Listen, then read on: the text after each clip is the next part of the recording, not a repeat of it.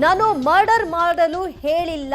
ಇದು ಪೊಲೀಸರ ವಿಚಾರಣೆಯ ಹಂತದಲ್ಲಿ ದರ್ಶನ್ ಕೊಟ್ಟಿರುವಂತಹ ಸ್ಟೇಟ್ಮೆಂಟ್. ಬೆದರಿಸಲು ಮಾತ್ರ ನಾನು ಹೇಳಿದ್ದೆ. ರೇಣುಕಾಸ್ವಾಮಿ ಮರ್ಡರ್ ಆಗಿರೋದು ನನಗೆ ಗೊತ್ತಿಲ್ಲ ಎಂಬ ವಿಚಾರವನ್ನ ವಿಚಾರಣೆಯ ಹಂತದಲ್ಲಿ ದರ್ಶನ್ ಅವರು ಪೊಲೀಸರ ಮುಂದೆ ಹೇಳಿದ್ದಾರೆ. ಕೊಲೆ ಕೇಸ್ನಲ್ಲಿ ನಟ ದರ್ಶನ್ ಅವರ ಹೆಸರನ್ನ ಸ್ವತಃ ಕೊಲೆಯಲ್ಲಿ ಭಾಗಿಯಾಗಿದ್ದಂತಹ ಆರೋಪಿಗಳೇ ಬಾಯ್ಬಿಟ್ಟಿದ್ದಾರೆ. ಅದಾದ ನಂತರ ದರ್ಶನ್ ಅವರನ್ನ ಅರೆಸ್ಟ್ ಮಾಡಿ ವಿಚಾರಣೆಗೆ ಒಳಪಡಿಸಲಾಗಿದೆ. ಈ ಹಂತದಲ್ಲಿ ನಾನು ಕೊಲೆ ಮಾಡಲು ಹೇಳಿಲ್ಲ, ಕೇವಲ ಬೆದರಿಸಲು ಹೇಳಿದ್ದೆ ಅಷ್ಟೇ ಅನ್ನೋದನ್ನ ದರ್ಶನ್ ಹೇಳಿದ್ದಾರೆ ಅಂತ ತಿಳಿದು ಬರ್ತಾ ಇದೆ.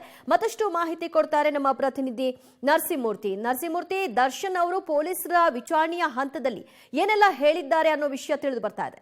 ದಿವ್ಯಾ, ಈಗಾಗಲೇ ಬೆಳಗ್ಗೆಯಿಂದ ದರ್ಶನ್ರನ್ನ ಕರೆತಂದು ಅನ್ನಪೂರ್ಣೇಶ್ವರಿ ನಗರ ಪೊಲೀಸ್ ಠಾಣೆಯಲ್ಲಿಟ್ಟು ವಿಚಾರಣೆಯನ್ನ ಮಾಡುವ ಕೆಲಸವನ್ನ ಮಾಡಲಾಗ್ತಿದೆ. ಈ ಸಂಬಂಧದಲ್ಲಿ ಈಗ ರೇಣುಕಾಸ್ವಾಮಿಯ ಕೊಲೆ ಪ್ರಕರಣ ಸಂಬಂಧ ಒಂದಷ್ಟು ಪ್ರಶ್ನೆಗಳನ್ನ ಕೇಳುವ ಕೆಲಸವನ್ನ ಪೊಲೀಸರು ಮಾಡಿದ್ದಾರೆ. ಈ ಸಂಬಂಧ ನಾನು ಆತನನ್ನ ಕರೆತಂದು ಹೆದರಿಸಿ ಕಳಿಸಿ ಈ ರೀತಿಯಾಗಿ ಪೋಸ್ಟ್ ಅನ್ನ ಹಾಕ್ಬೇಡ ಅನ್ನೋ ನಿಟ್ಟಿನಲ್ಲಿ ವಾರ್ನಿಂಗ್ ಅನ್ನ ಮಾಡಿ ಕಳಿಸಿ ಅಂತ ಹೇಳಿದ್ದೆ.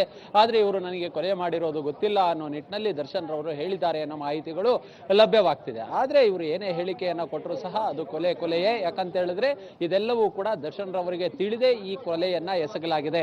ಆರಂಭದಲ್ಲಿ ಅಂದ್ರೆ ಕಳೆದ ಶನಿವಾರ ರೇಣುಕಾಸ್ವಾಮಿಯನ್ನ ಚಿತ್ರದುರ್ಗದಿಂದ ಕರೆತಂದಂತಹ ಸಂದರ್ಭದಲ್ಲಿ ಮೊದಲು ವಿನಯ್ನ ಶೆಡ್ ನಲ್ಲಿ ಇಡ್ಲಾಗಿರುತ್ತೆ, ಅಲ್ಲಿ ಹಲ್ಲೆಯನ್ನ ನಡೆಸಲಾಗುತ್ತೆ. ಅದಾದ ಬಳಿಕ ಸುಮಾರು ಈತನನ್ನ ಕರೆತಂದಿದ್ದೀವಿ ಅನ್ನೋ ನಿಟ್ಟಿನಲ್ಲಿ ದರ್ಶನ್ ಮತ್ತೆ ಪವಿತ್ರ ಗೌಡಗೆ ಮೆಸೇಜ್ ಅನ್ನ ಕೊಡಲಾಗುತ್ತೆ. ಇಬ್ರು ಕೂಡ ಶೆಡ್ ಬಳಿ ಬರ್ತಾರೆ.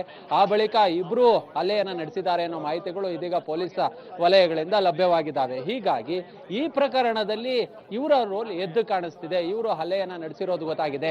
ಅದಾದ ಬಳಿಕ ಕೊಲೆ ಆಗಿದೆ ಅನ್ನೋ ವಿಚಾರ ಗೊತ್ತಾದ ಬಳಿಕ ಮತ್ತೆ ಆ ಕೊಲೆಯನ್ನ ಆ ಶವವನ್ನ ಸಾಗಿಸೋದಕ್ಕೆ ಒಂದಷ್ಟು ಪ್ರಯತ್ನವನ್ನ ಪಟ್ಟಿರೋದು ಕೂಡ ಪ್ರಕರಣದಲ್ಲಿ ಗೊತ್ತಾಗಿದೆ.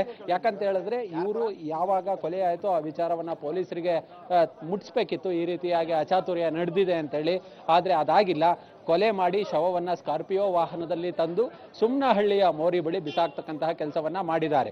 ಮೊದಲಿಗೆ ಅಂದ್ರೆ ಯಾವಾಗ ಪವಿತ್ರ ಗೌಡಗೆ ಈತ ಅಶ್ಲೀಲವಾಗಿ ಮೆಸೇಜ್ ಮಾಡ್ತಿದ್ದ ಅನ್ನೋ ಮಾಹಿತಿಗಳು ಲಭ್ಯವಾಗ್ತೋ ಆಗ ಆಕೆ ಪವಿತ್ರ ಗೌಡ ಪವನ್ ಎಂಬಾತನಿಗೆ ಈ ಮೆಸೇಜ್ ಅನ್ನ ಕಳಿಸ್ತಾಳೆ. ಅದಾದ ಬಳಿಕ ದರ್ಶನ್ಗೂ ಕೂಡ ಕಳಿಸ್ತಾರೆ.